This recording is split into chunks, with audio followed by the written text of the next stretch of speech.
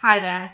This video is an exam paper walkthrough of the Eduqas GCSE Mathematics Foundation Tier Component 1 paper from summer 2023.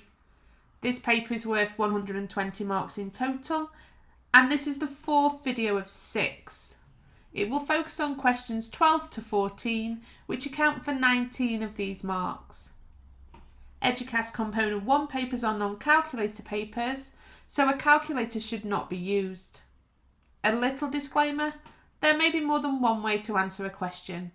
The methods shown in this video are not the only way some mathematical skills can be applied. Okay, let's get started.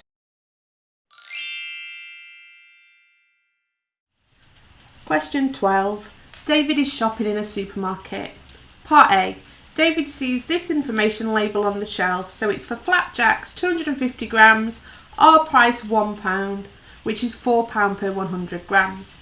He tells the supermarket manager that this information is wrong. Explain why David is correct.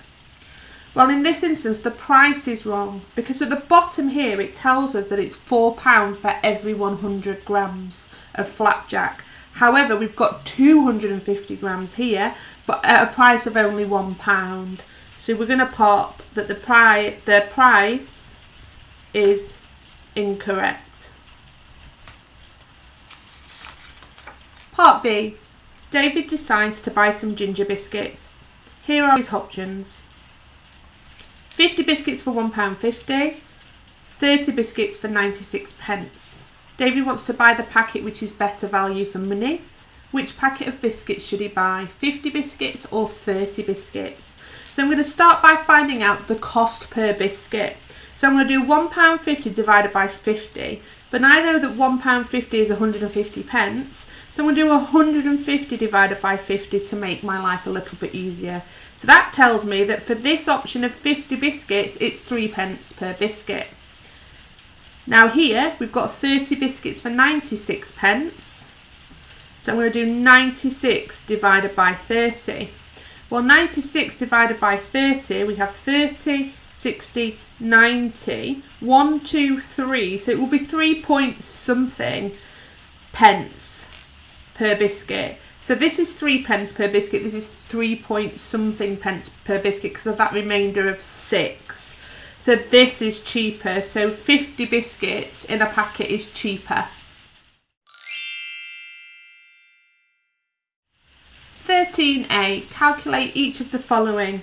Part 1. 12.1 subtract 1.36. So 12.1 subtract 1.36. Be careful. Make sure you're matching up the decimal point and the numbers in the correct place value columns. I'm going to pop a 0 placeholder there just to make it a little bit easier for me while I'm working things out. So if I borrow from here, 10 take away 6 is 4. I need to borrow from here, 10 take away 3 is 7. Match up the decimal point. 1 take away 1 is 0. 1 take away nothing is 1. So my answer is 10.74. Part 2, 0.6 times 0.4. So 6 times 4 is 24.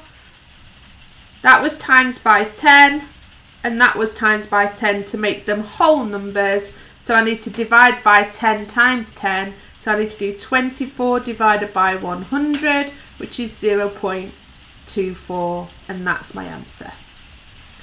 Part 3, 7/12 subtract 1/6. When I'm subtracting fractions, I need a common denominator. So I'm going to leave this as 7/12, but I'm going to multiply this fraction by 2. So I get 2 12s. 1 times 2 is 2. 6 times 2 is 12. Now that I have a common denominator, I can subtract the numerators. The denominator is going to stay the same. 7 subtract 2 is 5. Part B. 56 multiplied by 1.565 equals 87.64. Use this to complete the following statement. So I'm going to compare this calculation to this one. So the 56 has been times by 10 to make 560, and the 87.64 has become 87,640. So that's been multiplied by 1,000. So this has been multiplied by 10. The answer has been multiplied by 1,000. So I need to multiply by another 100 here. So this number here needs to get multiplied by 100 because 10 times 100 is 1,000 and it'll make both sides of this calculation match. So if I times this by 100, it's 156.5.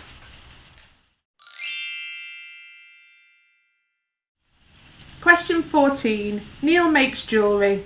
Last year he sold all the necklaces he made for a total of £10,800. Part A. He made necklaces for 48 weeks and sold them all for £9 each. How many necklaces did Neil make each week? You may assume he made the same number of necklaces each week. So if he charged £9 each, I'm going to see how many necklaces he made first of all. So we're going to do 10,800 divided by 9. So 9, 18, 27, 36, 45. So 9 into 10 is 1, remainder 1. 9 into 18, 1, 2. No remainder, so we can carry those zeros up to the top. So we made 1,200 necklaces. Okay, he made them for 48 weeks. So now we're going to do 1,200 divided by 48. So we've got 48, 96, 144, 192. Okay, so 48 into 120, 1, 2. And the remainder from 96 to 120 is 24. And then we're doing 48 into 240. So I'm going to add another 48 on here, which is 240. So 1, 2, 3, 4, 5. So he made 25 necklaces a week. Part B. Neil also makes rings. Last year, for 246 days, he made 1 ring each day.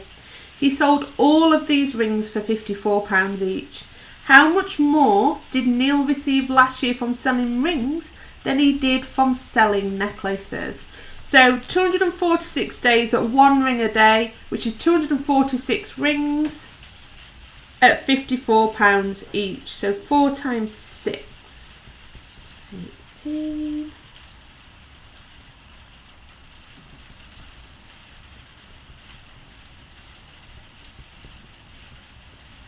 Add those together. 4, 8, 12. So he made £13,284 on rings. We're going to compare that with the 10,800. So we're going to take 10,800 away and see how much more he made from selling rings. So 4 take away 0, 8 take away 0, 12 take away 8, 2 take away 0. So he made £2,484 more from rings than he did necklaces.